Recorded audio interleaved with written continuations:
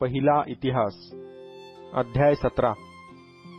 दावीद आपल्या मंदिरात राहू लागला तेव्हा त्याने नाथान संदेष्ट्यास म्हटले, पहा, मी गंधसरूच्या मंदिरात राहत आहे, पण परमेश्वराच्या कराराचा कोश कनाथीखाली आहे। नाथान दाविदास म्हणाला, तुझ्या मनात जे काही असेल ते कर, कारण देव तुझ्या बरोबर आहे। त्याच रात्री देवाचे वचन नाथानाला प्राप्त झाले ते असे, माझा सेवक दावीद यास सांग, परमेश्वर म्हणतो, माझ्या निवासासाठी तुला मंदिर बांधावयाचे नाही। ज्या दिवशी इस्रायल लोकास मी मिस्र देशातून बाहेर काढिले तेव्हापासून आज दिवसपर्यंत माझा निवास कधी मंदिरात झाला नाही। डेऱ्यातून व मंडपातून मी भ्रमण करीत आहे। जिकडे जिकडे मी इस्रायल लोकांसह भ्रमण करीत आलो तिकडे तिकडे ज्या कोणा इस्रायल शास्त्यांना माझ्या लोकांचे पालन करण्याविषयी मी आज्ञा करीत असे, त्यास तुम्ही मजसाठी गंधसरूचे मंदिर का बांधले नाही, असा एक शब्द तरी कधी मी बोललो आहे काय? तर आता माझा सेवक दावीद यास सांग, सेनाधीश परमेश्वर म्हणतो, तू माझ्या प्रजेचा इस्रायलाचा अधिपती व्हावे म्हणून मी तुला मेंढवाड्यातून मेंढरांच्या मागचा आणले। जिकडे तू गेलास तिकडे मी तुझ्याबरोबर राहिलो आणि तुझ्या सर्व शत्रूंचा तुझपुढून उच्छेद केला। पृथ्वीवर जे थोर पुरुष आजपर्यंत झाले आहेत त्यांच्या नावाप्रमाणे मी तुझे नाव करीन। मी आपल्या इस्रायलासाठी एक स्थान नेमून देईन, मी तेथे त्यास रोवीन, म्हणजे ते आपल्या स्थानी वस्ती करून राहतील व तेथून पुढे कधी ढळणार नाहीत। इस्रायल लोकांवर मी शास्ते नेमिले होते, त्यांच्या काळापासून दुर्जन जसे त्यास त्रस्त करीत होते तसे ते यापुढे करणार नाहीत। मी तुझ्या सर्व शत्रूंचा मोड केला आहे।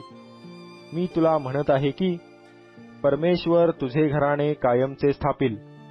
तुझे दिवस पुरे झाले व तू जाऊन आपल्या पितरांजवळ निजलास, म्हणजे तुझ्या पुत्रांपासून निर्माण होणाऱ्या संततीस तुझ्या मागून स्थापून त्यांचे राज्य स्थिर करीन। तो मजप्रित्यर्थ मंदिर बांधील व मी त्याचे राजासन निरंतरचे स्थापीन। मी त्याचा पिता होईन व तो माझा पुत्र होईल। तुझ्या पूर्वीच्या राजावरची कृपादृष्टी जशी मी दूर केली तशी त्याचवरची माझी कृपादृष्टी मी दूर करणार नाही। माझ्या मंदिरात व माझ्या राज्यात मी त्याची निरंतरची स्थापना करीन, त्याची गादी निरंतरची स्थापित होईल। ही सर्व वचने व दर्शने जशाची तशी नाथानाने दाविदास कळविली। मग दावीद राजा आत जाऊन परमेश्वरासमोर बसून म्हणाला, हे परमेश्वरा देवा, मी कोण व माझे घराणे ते काय की तू मला येथवर आणले आहे? हे देवा, तुझ्या दृष्टीने ही केवळ लहान गोष्ट आहे। तू आपल्या सेवकाच्या घराण्यासंबंधाने पुढील बऱ्याच काळाचे सांगून ठेविले आहे। हे परमेश्वरा देवा, उच्च पदावरल्या मनुष्याप्रमाणे तू मला लेखीत आहेस। तू आपल्या सेवकाचा जो मान केला आहे त्याबद्दल दावीद आणखी काय बोलणार? कारण तू आपल्या सेवकास ओळखितोस। हे परमेश्वरा, तुझ्या सेवकाप्रित्यर्थ व तुझ्या मनोदयाप्रमाणे हे महत्कार्य तू केले आहे। ह्या सगळ्या थोर गोष्टी मला कळाव्या म्हणून हे तू केले।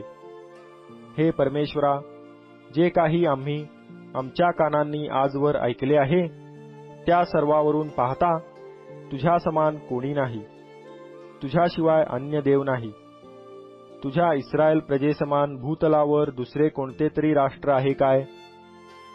आपली प्रजा करून घेण्यासाठी त्यांचा उद्धार करावयास देव स्वतः गेला, यासाठी की जी तुझी प्रजा तू मिस्र देशातून सोडविली तिच्या देखत मोठी व भयानक कृत्ये करून व इतर राष्ट्रास घालवून देऊन तू आपले नाव करावे।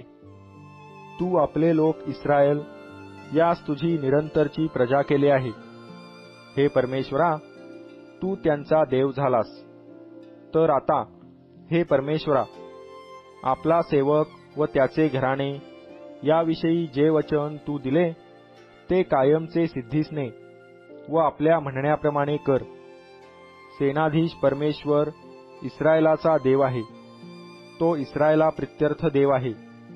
आणि तुझा सेवक दावीद याचे घराणे तुझसमोर स्थापित आहे असे म्हणून लोकांनी तुझ्या नामाची स्थापना करून त्याचा निरंतर महिमा वाढवावा. कारण हे माझ्या देवा, तू आपल्या सेवकास कळविले आहे की मी तुझे घराणे स्थापीन, म्हणून तुला विनंती करावयाची हिंमत तुझ्या सेवकास आली. आता हे परमेश्वरा, तूच देव आहेस आणि तू आपल्या सेवकाचे अशा प्रकारे बरे करण्याविषयी वचन दिले आहे. तर आता प्रसन्न होऊन आपल्या सेवकाच्या घराण्यास तू अशी बरकत दिली आहे की ते तुझ्या दृष्टीसमोर निरंतर कायम राहावे. कारण हे परमेश्वरा, तूच त्याचे अभिष्ट केले आहे व ते निरंतर धन्य झाले आहे.